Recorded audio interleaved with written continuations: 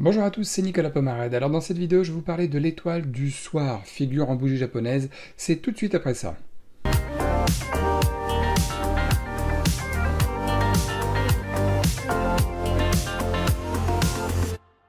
Alors voilà, l'étoile du soir, qu'est-ce que c'est? Eh bien, c'est comme l'étoile du matin, que vous avez dû voir sur ma chaîne il y a quelques jours, sauf que ça annonce un retournement de tendance baissière. D'accord? Donc l'étoile du matin, c'était une figure qui annonçait un retournement haussier de la tendance. L'étoile du soir, c'est une figure qui annonce un retournement plutôt baissier.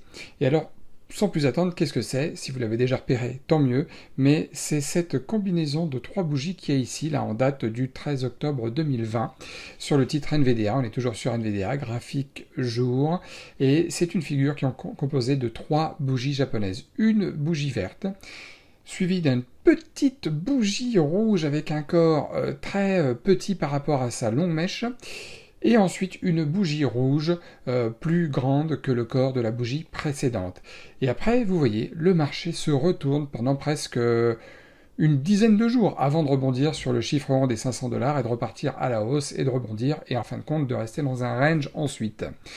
Cette bougie-là, c'est important que vous la reteniez, comme je vous l'ai dit précédemment dans les autres vidéos, parce que dans le trading, comprendre les combinaisons de bougies ou les bougies seules de manière isolée, comprendre toutes ces bougies-là, vous voyez, là aussi on a une bougie ici qui est un magnifique avalement baissier, si vous l'avez repéré le 9 novembre 2020, ce sont des bougies qui ont des codes derrière. Ça annonce des retournements, des changements de tendance, ça annonce des changements de direction, ça annonce un essoufflement ou une reprise d'un marché. Donc c'est très important que vous les ayez en tête. Il y a énormément de bougies dont on ne parle pas. Vous voyez cette structure qu'il y a ici, là par exemple. Ça n'a pas de nom particulier, ça, voyez, parce qu'il n'y a pas tellement de retournements particuliers ou significatifs quand on a ce genre de figure, là, voilà. Mais toutes les figures qui portent des noms assez célèbres, celles dont je vous parle d'ailleurs, hein, les marteaux, marteaux inversés, pendus, étoile du matin, étoile du soir, étoile filante, avalement, tout ça, ce sont des figures qu'il faudra que vous reteniez parce que généralement, elles sont synonymes d'un véritable changement de situation de marché à un moment donné. Donc vous voyez, cette figure-là, elle est assez particulière à retenir. Hein. C'est pas aussi simple que l'avalement qu'on voit à droite. C'est pas aussi simple que le marteau que vous voyez là en date du 18 mars 2020. C'est pas aussi simple que cette figure qui ressemble à un pendu, qui est presque un pendu, qui est peut-être assimilé à un pendu. Il faudrait vraiment que je mesure, voir si la mèche est plus longue que le corps, parce que si c'est le cas, oui, c'est un pendu.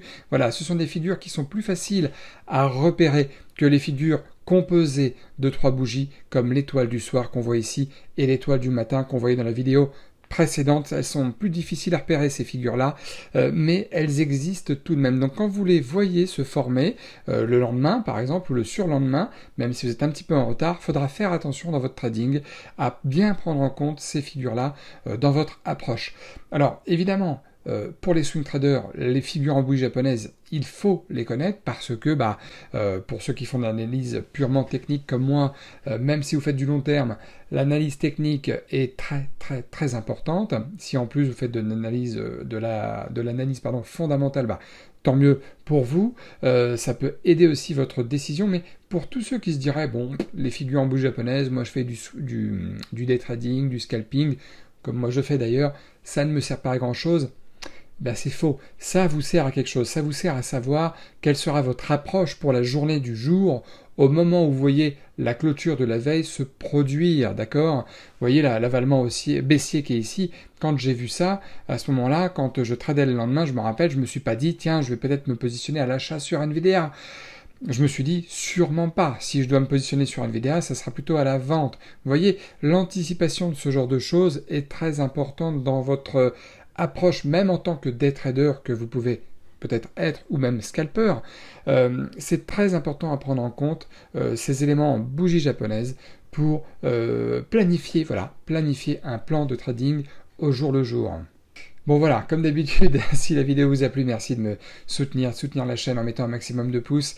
Et puis si vous n'êtes pas encore abonné à la chaîne, je vous invite évidemment à le faire. Vous cliquez sur le bouton s'abonner, sur la petite cloche, ça c'est pour recevoir les notifications de mes nouvelles vidéos dès qu'elles sortiront. Et puis en attendant, moi je vous souhaite encore une fois une agréable journée et je vous dis à très bientôt.